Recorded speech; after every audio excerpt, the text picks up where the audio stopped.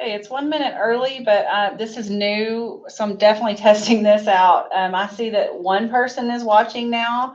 Are you able to chat? I'm definitely testing this out. I see that one person is watching now. I have two watching now. If you can go to the chat feature, I'm going to go ahead and go to the next slide showing how you can access the chat. You should be able to click on my channel. I mean, it may let you chat automatically. If not, go ahead and click on my channel, enter your first and last name, select create channel. So really, that's kind of how I'm going to know if anybody can even hear me at this point. So if you are watching, I see two are watching, want to make sure you can hear me. If you can go to the chat, top right-hand corner, and say, yes, we hear you.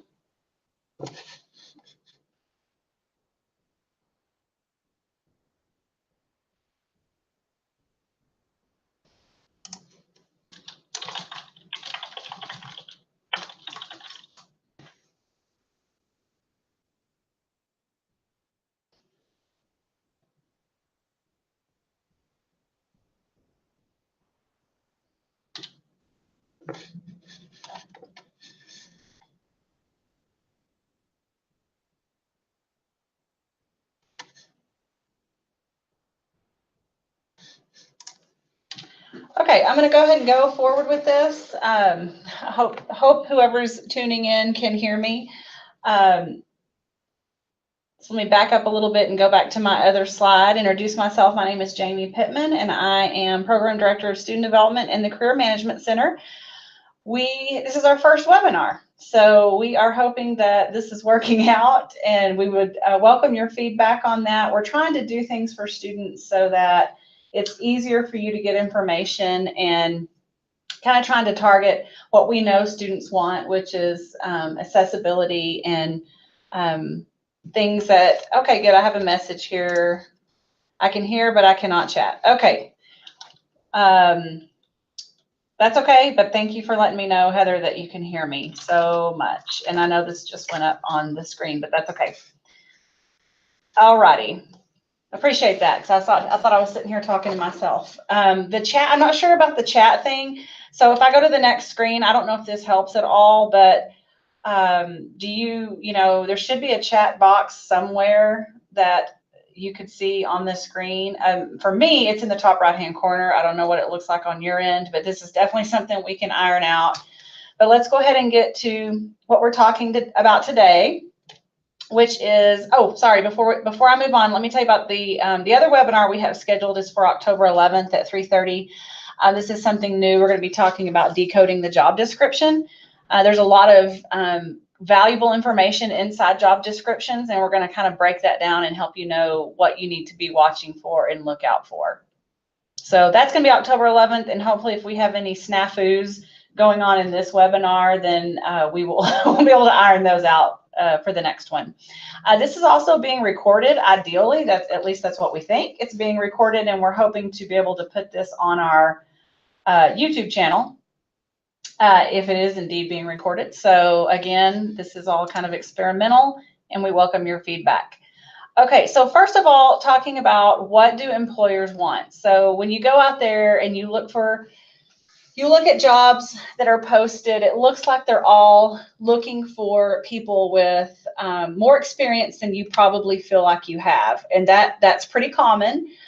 There's a couple of reasons for this. I think sometimes employers will inflate that a little bit because it helps weed out people who are completely unqualified by doing that. That's one reason they do it. But the other one is so you kind of know, okay, by looking at what they're asking for, is this a job that is an entry-level position? Or is this a job where it is not an entry level and you've probably already been out in the workforce? And usually, if they're saying 2 to 3 years of experience, I would say go ahead and apply for those, because sometimes some of the experience that you've had in your part-time jobs or internships do count for that. So the experience thing, kind of take that with a grain of salt, because you have more experiences than you think you do. Now, if they're asking for 5 to 7 years of experience in something, it's probably not an entry-level position. So that's one way that you can kind of gauge that. But typically you're going to see, even for entry level, they're going to say 2 to 3 years or 1 to 3 years. I mean, they're not going to say, yep, you don't need to have any experience at all and we'll hire you. Okay. You're not going to see that. So just to kind of answer that question, because I get that question a lot from students, they're wanting, to know, what does this mean as far as work experience? So some of the skills that you may see when you're searching for jobs is you may see specialized skills listed, professionalism skills, transferable skills. So we're going to kind of break those down and define those for you, and then really focus most of our time on transferable skills and what those are. And what's so exciting about this really is you're going to be able to see that you actually do have more skills than you think you have. I love this Napoleon Dynamite meme over here. Yes, they want to see that you have skills, but I think you're going to be surprised to know that you have more skills than you think you do. Okay, so let's talk about specialized skills first. These are things that, or you may hear these called technical skills. So these are things that once you get into your internships and your full-time jobs, then you're going to be really being trained on these specialized skills. Yes, you may learn about some of these in your coursework, and you may be doing some things in your core classes that are going to help you gain some of these, but a lot of this is really going to be on the job skills that you're going to gain. Sometimes you're lucky enough to get some of this in part-time jobs, but most of the time it's going to come from your internships and your full-time. So we're talking about things like sales, project management, technical writing, financial analysis, market analysis, accounting, negotiating. So I tried to list things that are, business related specialized skills here. Oh, and by the way, since the chat feature doesn't seem to be working, any questions you have, just go ahead and email those to me. I can try to pull up my email while I'm doing this. I'm not sure I'm going to be that talented, but I may be able to see them on my phone. So I can look at my phone and not interrupt this video if you have a question, or I can just answer it later if you have a question about what we're talking about today. Get back to you by email. I'm not sure what we can do about this chat feature for right now. Okay, professionalism skills. These are things like respect for coworkers and authority, the ability to comply with rules and regulations, ethics, integrity, work ethic. These are skills that employers are going to hope that you have, and you're going to have a chance to display some of these skills in the hiring process. Okay, so being on time for your interviews, handling, if you're having email, if you're communicating with them through email, doing that in a professional way, showing respect and authority for those that you're interviewing with. They may even ask you some questions in interviews about some professionalism skills and maybe some work ethic values, what's important to you. So you've got to know yourself, and you've got to be able to speak to what some of these things are. And a lot of times you can find that the companies will have some of these same values, and you can align yourself with those. But again, a lot of this stuff, professionalism can be modeled to you. You can learn it in things like, your classes, BCom, also BA 1101. Pay attention, because these classes are full of valuable information on professionalism skills. Okay, and then finally, transferable skills, which is why you're here to be talking about. You may hear these referred to as employability skills, soft skills, transferable skills. There's lots of different ways people refer to these. Transferable skills is one way to refer to it, because when you think about these things, you think about skills these are skills you are gathering in your experiences that you are going to take with you or transfer to your next job. Okay, so even I've been in the workforce for several years now. We're not going to talk about how many, but I've been in the workforce for several years now, and I'm still building some of these skills and developing some of these skills at a higher level that I hope to, if I do go, whatever my next job is, if I have another job, I transfer those with me. Okay, and I've just built those along the way. You know, my first job out of college, I probably didn't have, you know, near the level of skill in these areas, but at least I had some. And that's what employers want to see. They want to see that you have built some of these transferable skills. And they're going to want to talk about these in interviews, okay? So that's why it's important for you to recognize these skills, know what they are, and for you to be able to think ahead of time about these skills so that you are prepared to talk about them in interviewing. So if you come to an interview prep appointment with me, this is one thing we talk about. We talk about these transferable skills, and we define them, and I get you thinking about your own experiences and how you can speak to these in an interview. Because when you are interviewing for internships and your first full-time jobs, they're not going to ask you, you know, super technical. They might get a little bit technical with you. They may do a little bit of testing on things. Companies do, you know, all different ways and things when they're interviewing, but they're for sure going to ask you about these things, okay? These are things that can't necessarily be trained. They can train you on a job. They can train you how to do a job. They can train into you some of these technical things. But these transferable skills, this is the groundwork that should have already been done. So they're going to want to see that you've already built these skills in your past experiences. I've listed 6 here. So we're going to go through these, and what we're going to do is we're going to talk about each one. We're going to talk about what the skill is, and then I'm going to try to break down some instances for you, give you some examples, and hopefully you can be thinking about your own experiences and think, okay, yeah, I have an example for critical thinking and problem solving and so on. So really the point of this is to put this out there for you to see, okay, what are the skills, and then you to be thinking about your own experiences and identify those so that you can begin to get ready to talk about those in an interview. So let's move forward with, before we move forward, let me show you this. Where do we get this information from? This actually comes from research done by an organization we're a part of, National Association for Colleges and Employers. This is from the 2017 Job Outlook, and really it hasn't changed much. When you ask employers what they're looking for, they're usually looking for these top 5 or 6 things, okay? So you can see here how they've weighted the importance, with 5 being absolutely essential. And when you look at these areas, these always come up on top, the ones that we're going to talk about today. So you can see some, you know, from year to year, sometimes the position of these may change. Leadership used to be more towards the top. I don't know why. Now employers are really searching for people who have really good critical thinking and problem solving, and leadership kind of dropped down a little bit. Still important, but you know, 3 years ago, leadership was at the top of the list. So these move around, but I think in your mind, you need to just keep them all pretty much the same level of importance. Where do you build these skills? Okay, so these are the different areas I want you to be thinking about where you may have built these skills. School projects, okay. What have you done in the classroom? Have you had group projects or individual projects, and guaranteed you've worked on some of these skills in those areas.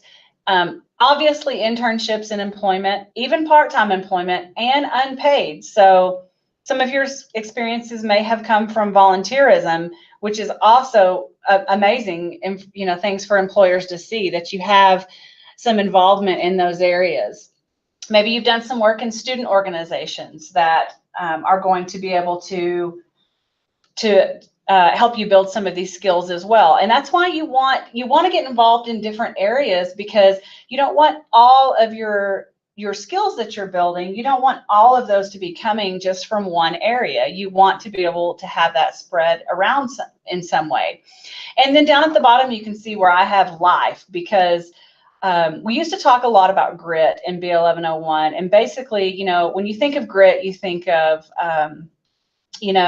like toughness, or, you think of sandpaper. I think of, gritty. Something that's gritty is something that has, something that's got some texture to it. Well, if you think about life, you've gone through things in your life where you've had to deal with certain situations, and you've built skills. You've built skills around those situations. You know, employers want to see that you have some tenacity to you. And so sometimes you can use life experiences. You have to be careful. We kind of get more into this and when we talk about interviewing specifically, but they want to know about your life experiences. You just can't get too personal in some of those. So sometimes we have to help you develop a language to talk about that. But you're definitely building skills in your everyday life. You just don't realize it.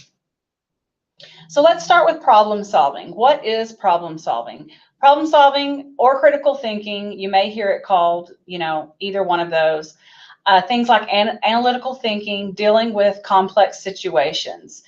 All right, so let's talk about why do employers care if you have the ability to problem solve? This was something, if you were sitting in front of me, I would ask you this.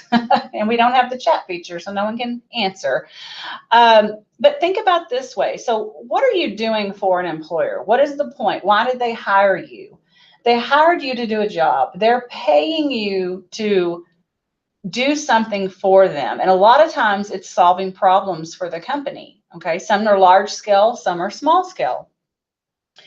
But what they do want is they want to have someone that's going to jump in there and be able to tackle these problems efficiently, effectively, and get the job done.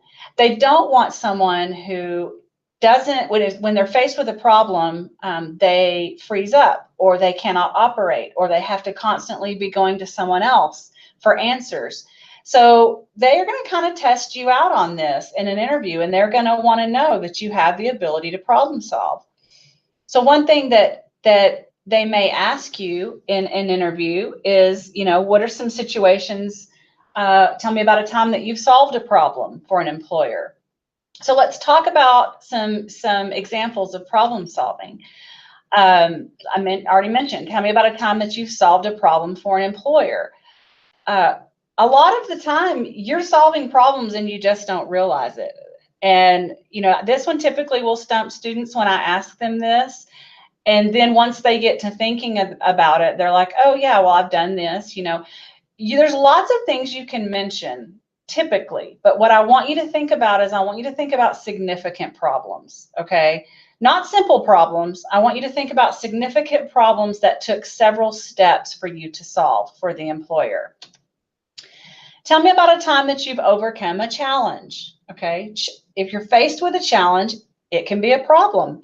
What do you do when you're faced with challenges? How do you typically handle challenges when you're faced with them? They don't want to hire someone who's just going to be ready to give up, okay? When the going gets tough, they want to know that you're going to keep going.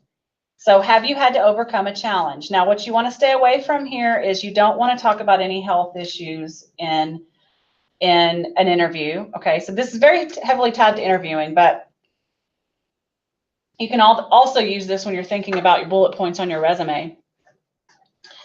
So you want to be careful with what you pick for a challenge and how you're going to talk about that. You don't want to talk about specific health problems, okay? Think about your processes when you're faced with a problem. You know, when you're asked this question, the employer doesn't necessarily really care what the specific problem was. If you think about the motivation behind why they're wanting to know if you have these skills is, for instance, with problem solving, they want to know what steps do you take when you're faced with a problem. And if you're giving them an example, then they're going to get a peek into maybe what your processes are. And, you know, what steps do you take? How do you define problem solving? You know, how do you think critically? And more in your core classes, the curriculum is moving towards putting you in problem solving situations or giving you projects where you have to think critically. So you should have examples in several different areas that you can talk about. Think about a time when you had to improvise. Okay, this is also problem solving. And again, this doesn't just have to be in your work experience. This can be from everyday life, volunteerism, student orgs, relationships. Be careful though, you don't want to get too personal, okay? I have an example here for me. Think about a time when you had to improvise. This just happened to me this week. So Monday, the internet went down here in the building, in the Rawls, and I had to teach class. So I don't read directly off my slides, but I use my slides, my PowerPoint slides, to kind of cue me, to remind me what to talk about. A lot of this is just in my head. So if you're in my class, you've been in any of my workshops or presentations, you see this, but I still do use my slides, okay? So I was faced with being able to present the material to the class with nothing.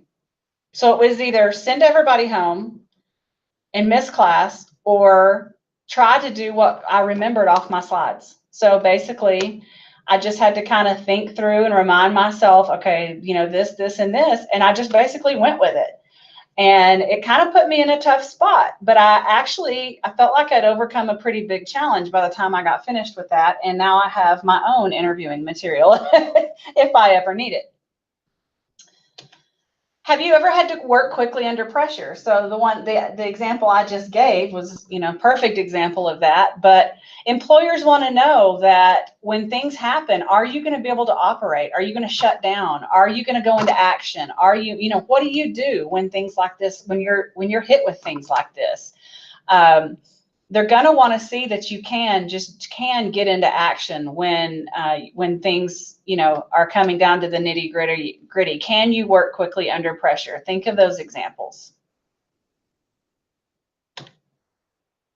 All right, so the next one is professionalism and work ethic. And I have come across some students who didn't actually know what work ethics were.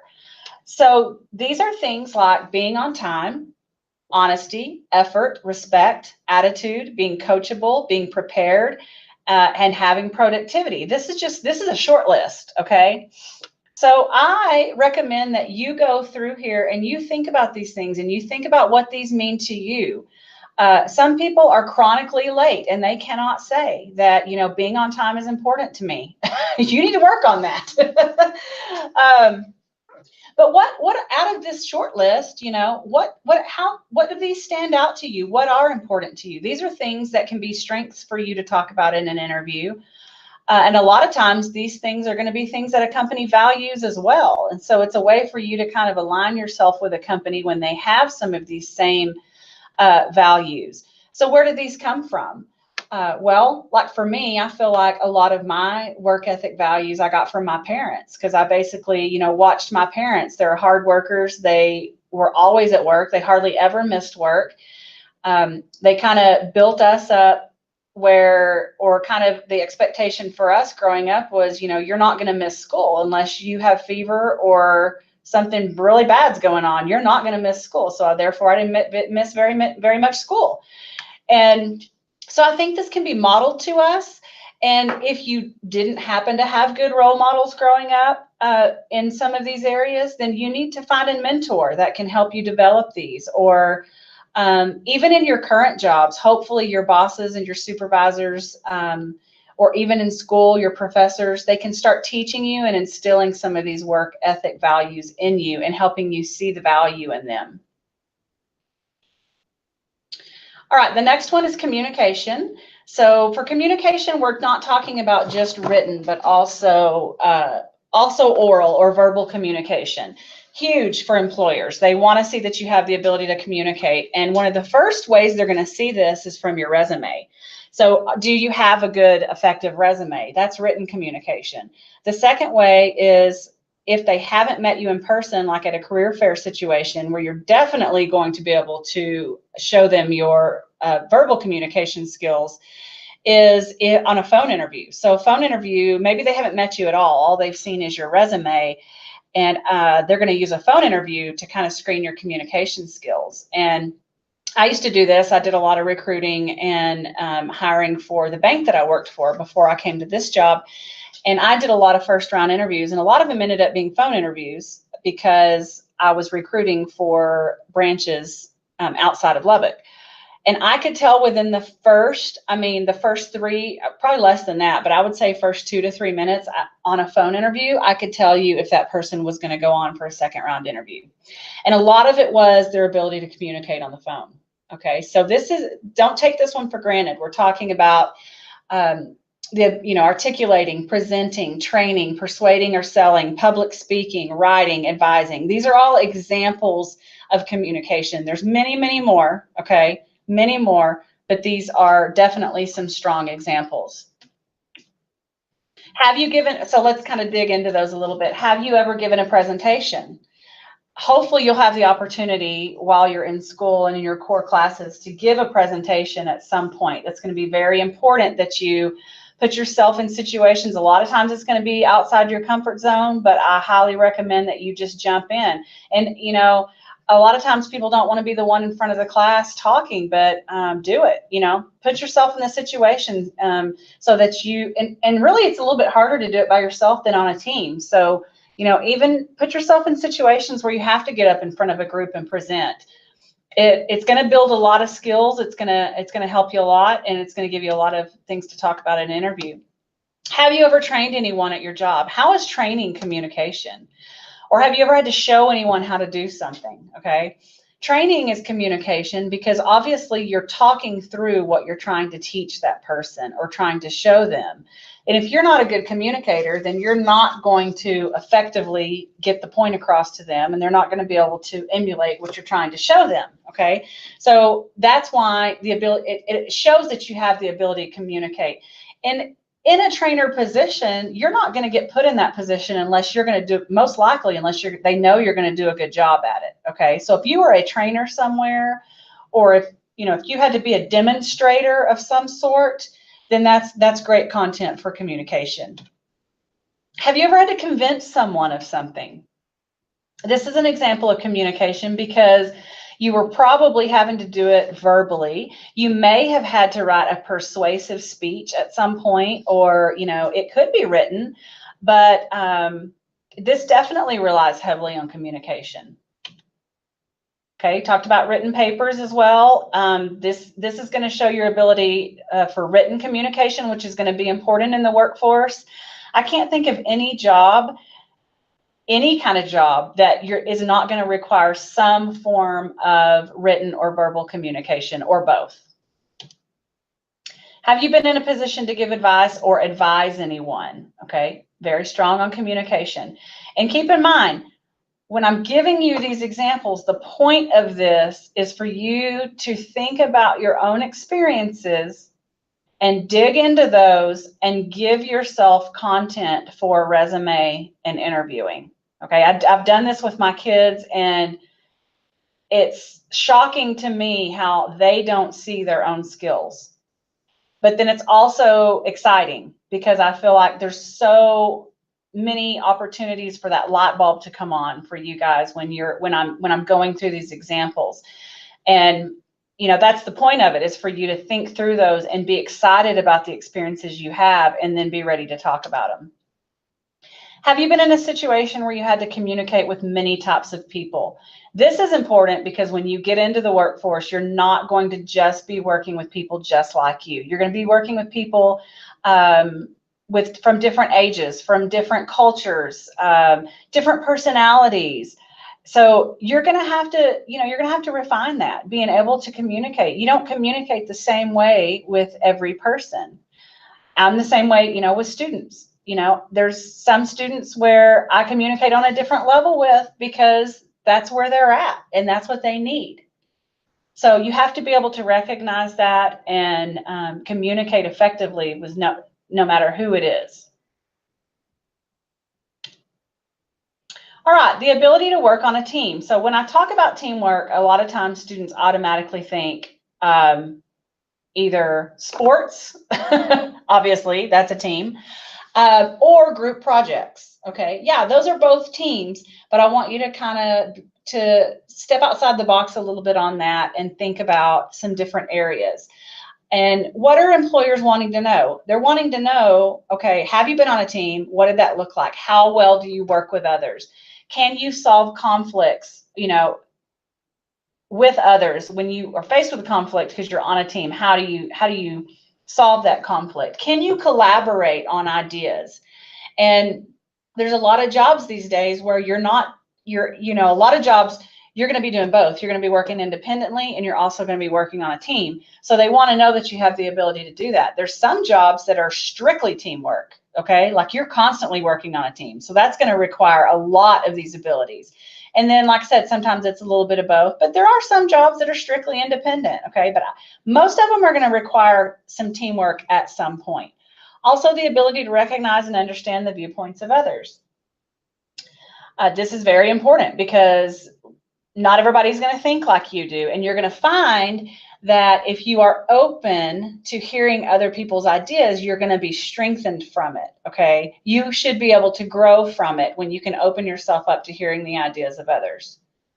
And obviously your ability to contribute on a team. So when you're on a team, are you just there? Are you just taking up a space? Or can you contribute? Can you find a way to pull out your strengths and contribute on that team? Some examples being, okay, yes, athletics. And the reason I do bring this up is because employers do like to see, they do like to hire athletes. I mean, they do. If you're not an athlete, don't sweat it. But I'm just saying, oh, that was funny, a pun, don't sweat it. But if you were a strong athlete or are a strong athlete, I always think it's important to bring up because that is proof right there that you have lots of experience working on a team. Okay. And also there's other things about athletes that employers like to see. You know, athletes know how to work hard. They usually want to win. They're usually a little bit competitive. So there's several things going on there, but it definitely does fit into teamwork. And you may say, okay, well, I didn't think we were supposed to talk about high school in an interview. Well, you know, when you've been in the workforce for a few years, you're not going to talk about high school at all, pretty much. But when you're going for those internships and your first full-time job, high school wasn't that far away. You're not going to dwell on high school. But if you have some significant athletic things that went on in high school, then it would be okay to mention those.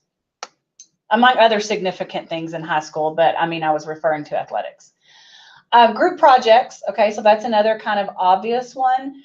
So when you're talking about a group project, talk about, you know, when you're on a team, what role do you take? What role, when you're giving your specific example, what role were you on that team? And what was the significance of your role? I hope you know what your significance was and that you found a way to be significant in that role. Internships can be teamwork. A lot of times interns are put on teams. So they have to work in teams to accomplish a goal during their internship time. That's why I put that on there, because if you've been in an internship, you probably can think back about what you did during that time and can talk about, you know, what that teamwork looked like. Have you ever studied abroad? This is an opportunity because usually you're with another group, you're with another group of students. So sometimes there is some teamwork involved in that. Excuse me, had to take a drink. Sometimes there's some teamwork involved in that because you are in a new place and you're faced with new problems, and sometimes you have to overcome things as a team. Anytime you had to come together to accomplish a goal, that's teamwork, okay? And when you start thinking outside the box on some of these things, you're probably going to realize that you've done a lot more things as a team than and you weren't thinking about it at the time, but looking back, you're like, yeah, we were all working together to accomplish a goal. Well, that's a team. Think about a time you had to be flexible when working with others, okay? Flexibility. Employers want to know, yes, I can work with others and I can be flexible when I'm working with others. Why? Again, because there's going to be, there's probably going to be some diversity there. And so you're going to have to figure it out. If you are inflexible, you're not going to do well in your careers, okay? You may not even get hired to begin with. So you need to work on that flexibility, and also think about some times when you had to be flexible and be able to talk about that. All right, leadership. This is a fun one. And the reason I say that is because a lot of times students don't think they have any leadership, and they automatically want to think, oh, I have to be in an officer position or elected position of some sort, president, vice president, secretary, you get the idea. And that's not true. There's so many more ways that you can demonstrate, develop, and show leadership. So let's talk about what some of those are. Decision-making, evaluating, managing, planning, training, supervising, delegating, initiating, motivating others, team building. All right, so these are kind of some broad things, but let's get into some specifics here.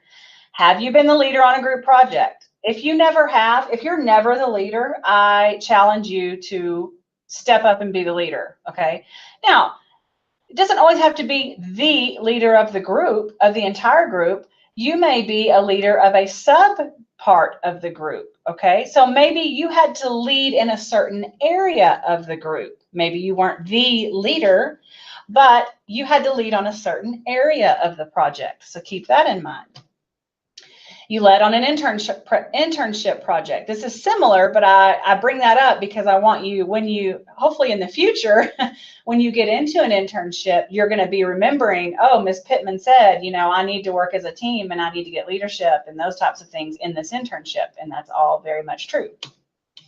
Have you ever led by example? Okay, again, not always paid positions where you're building these skills. When have you been the example? When have people looked up to you? When have you ever had to coach or mentor someone to success? Okay, when you've been put in these positions, that's leadership, because someone is looking to you for behavior. Someone is looking to you for advice. Someone is looking to you to know how to do something. That is leadership. Have you ever been the go-to person? So let's say that you work somewhere and there's always this one thing that every time someone needs it to be done, they always come to you. Well, that's a great story to tell in an interview, because that's giving some validity to some kind of strength that you have mentioned that you have, that you're, you know, they know when I go to so-and-so with this problem or this thing, she's my go-to, she's my gal. Those are great things because it shows dependability, it shows leadership, and also it's a way for you to highlight whatever that thing is you must be good at, or you wouldn't be the go-to person on that, okay? Doesn't have to be something that you got paid for. All right, so don't forget to think outside the box that way. Have you been in a position of authority? It doesn't always have to be those like elected positions that you think of, okay? So have you ever been in a position of authority? You know, babysitting, that's leadership. And a lot of people are like, oh, I'm not going to put my babysitting job on my resume. Well, maybe you need to, okay? Or you may not put it on your resume, but you can talk about it in an interview, because you're not going to have a very long career in quotation marks in babysitting if you don't keep getting asked back, okay? So there's something about that, especially nanny positions, because they're not going to let you stay in charge of their children on a regular basis if you aren't a good leader. Have you been in charge of something? Have you had to take over something and it was under your care? Okay, for instance, I had a student that he was a lifeguard for 4 years in college, and he was about to graduate, and he was worried because he felt like all he's got is lifeguard. So we really had to dig into that lifeguard position and talk about what were some things that he was responsible for. And one of them was he was in charge of scheduling all of the swimming lessons and for several instructors, and he was also in charge of the money. Well, they're not going to put someone in charge of those two things if they didn't trust that they could get the job done. Okay, first of all, trust them with the money, and then also trust them with the scheduling. Okay, there's some organization that goes into that, but that's leadership. Have you been responsible for something? So similar, okay, responsible for something or in charge of something. They're similar, but it may help you think of other experiences that you've had. Okay, being responsible for something, big for leadership. Okay, and then lastly, I want to throw in, this is kind of something that's up and coming with employers, and this is IT related skills. Now, I know that you may not all be IT professionals, I'm not, but over the years, I have built a few skills here and there. They're going to want to know that you have the ability to work in some of these programs. For business, Excel, and hopefully you can get your Excel certification while you're at the Rawls. You know some basic spreadsheet stuff. I mean, it's very common to use spreadsheets in the business world. Word, PowerPoint. PowerPoint is great for presentations, obviously. It's what I'm using here. Outlook is, basic email scheduling, that kind of thing. Access, Publisher, and coding.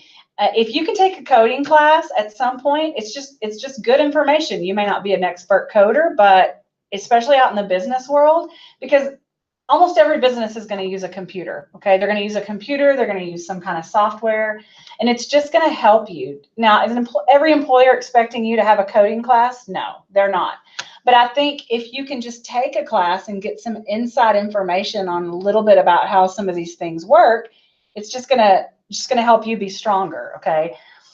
I don't know that there's very many people up and coming that don't have most of these IT related skills, but think about them a little bit, okay? And think about, you know, that you may get asked in an interview what your abilities are in some of these areas, and you don't want to be caught off guard and act like you're stumped a little bit when you really do know that you do have some abilities in these areas.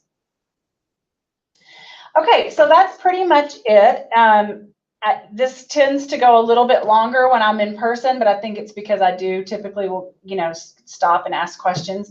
I see that I have 3 people watching. I hope that we can grow that number in the future. And I do appreciate your feedback. Again, this is just another way that we're trying to utilize our resources and reach out to students and try to make things easier for you guys. I'm hoping that this will record and you should be able to, if everything, oh, Heather figured out the chat. Okay, so you have to have a channel to chat, and that's why I had the instructions at the beginning about clicking on up there, and I think it allows you to create a channel real quick. So I'm glad you figured that out, Heather.